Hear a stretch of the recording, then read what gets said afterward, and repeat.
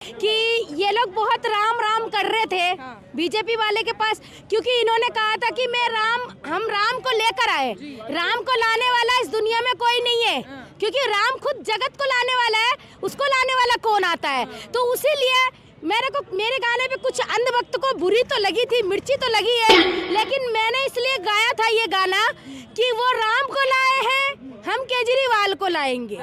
इसलिए बोला था कि वो राम को लाए हैं, हम केजरीवाल को लाएंगे। वो राम को लाए हैं, हम केजरीवाल को लाएंगे। दिल्ली में फिर से हम झाड़ू चलवाएंगे। दिल्ली में फिर से हम झाड़ू चलवाएंगे।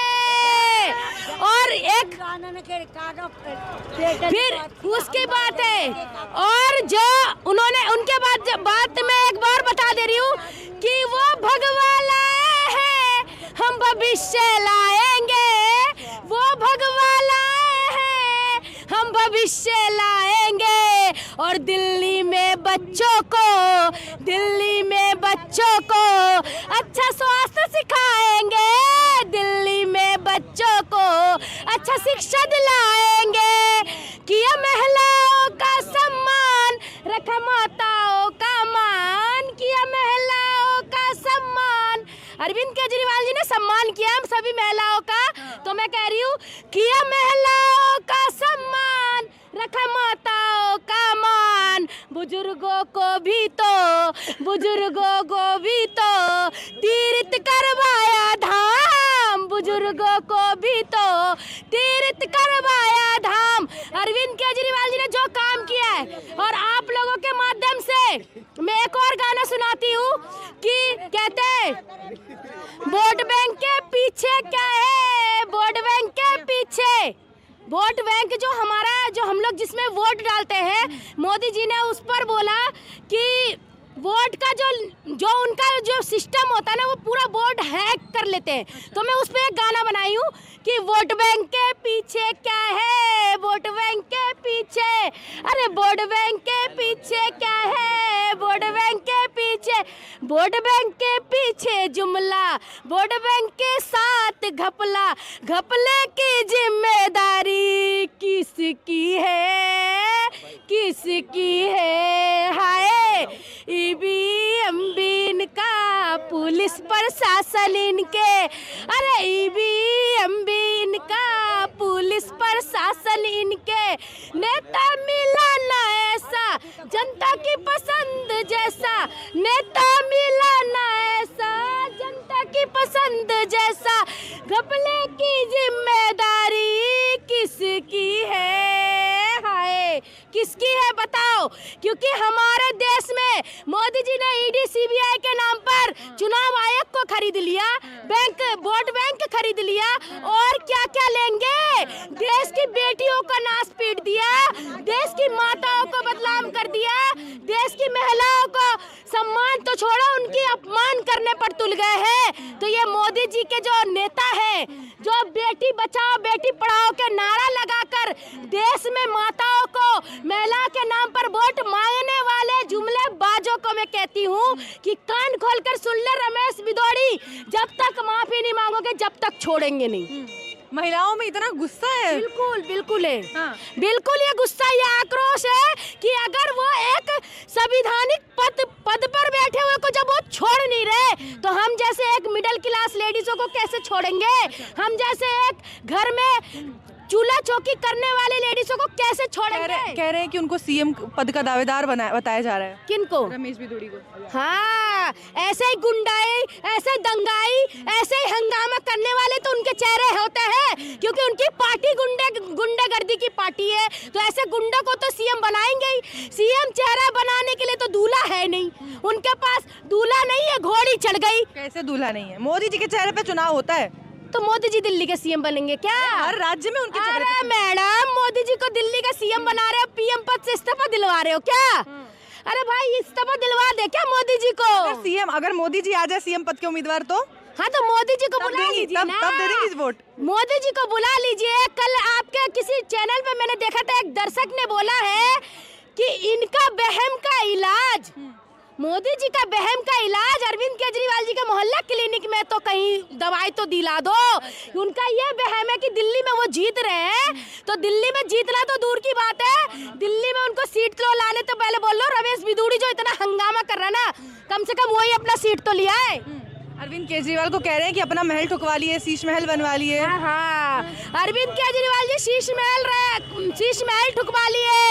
मोदी जी ने 200 करोड़ के क्या बोलते हैं हवेली बनवा दिए, 400 करोड़ के प्लेन में घूम रहे, 10 लाख की कोट पहनते हैं, 20 लाख का पेन चलाते हैं मैडम, और 50 लाख का तो उनका रोज मेकअप, हम लोग लेडीज है इतना मेकअप नहीं करते जितना मोदी जी मेकअप करते हैं। कहाँ से इन्फॉर्मेशन? मोदी जी को ये बताओ किसको दिखाना, ना बेटी है ना बीवी है और ना गर्लफ्रेंड है, दिखाना किसको है? मेरे ख्याल से शेख हसीना को लाए थे, तो शेख हसीना को दिखाने के कहीं डेट पे जाने की तैयारी तो नहीं कर रहे, डेट पे जाने की तैयारी तो नहीं कर रहे। तब ये इन्फॉर्मेशन आती कहाँ से? भाई हम लोग छोटे लोग हैं, हमारे देश में ना जो सीएम है ना, पीएम है ना, उनके लिए हमें थोड़ा सा उनकी इन्फॉर्मेशन रखनी पड़ती है। कहीं पता चला हमारे देश के पीएम खिसक के कहीं बांग्लादेश ना चले जाए। अभी बहुत रोहिंग्या कर रहे हैं, तो कहीं रोहिंग्या को ढूंढने के लिए बांग्लादेश ना जाए, तो इसलिए थोड़ा सा उन पर ध्यान देना पड़ता है। चाचा नाम क्या हुआ आपका? मोहम्मद हसीरुद्दीन। अच्छा, हसीरुद्दीन जी, आप काफी बुजुर्ग लग रहे हैं, आपको क्या लगता है इस बार दिल्ली में किसकी सरकार आने वाली है? दिल्ली में इस बार सरकार तो आनी चाहिए केजरीवाल का। आनी चाहिए, लेकिन कोई संदेह है, लग रहा है कि कुछ गड़बड़ हो सकती है। गड़बड़ हो सकती है। कैसे?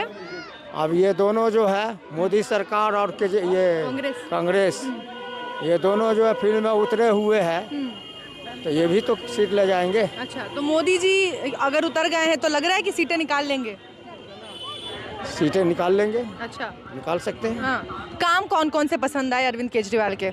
अरविंद केजरीवाल का काम जो है, सबसे पहले तो है, एक बार सुनिए, महिलाओं को जो सुविधा जो दिया है बस का, वो सुविधा महिलाओं का बहुत कारगर है।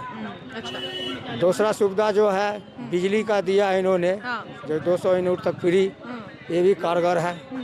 तीसरा सुविधा जो है पानी का फ्री किया है, ये भी बहुत कारगर है। तो वोट इन्हीं मुद्दों पे पड़ेंगे, बिजली, पानी और शिक्षा, स्वास्थ्य पे। ये जो बाकी की राजनीति हो रही है, का जो राजनीति हिंदू मुस्लिम फला वगैरह काम नहीं करेगा। ये सब कोई काम नहीं करेगा।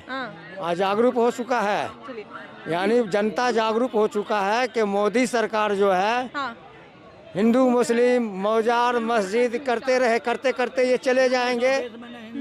हाँ, ये दुनिया से ऐसे करते हुए चले गए, कितने आए कितने चले गए। आपका नाम क्या हुआ?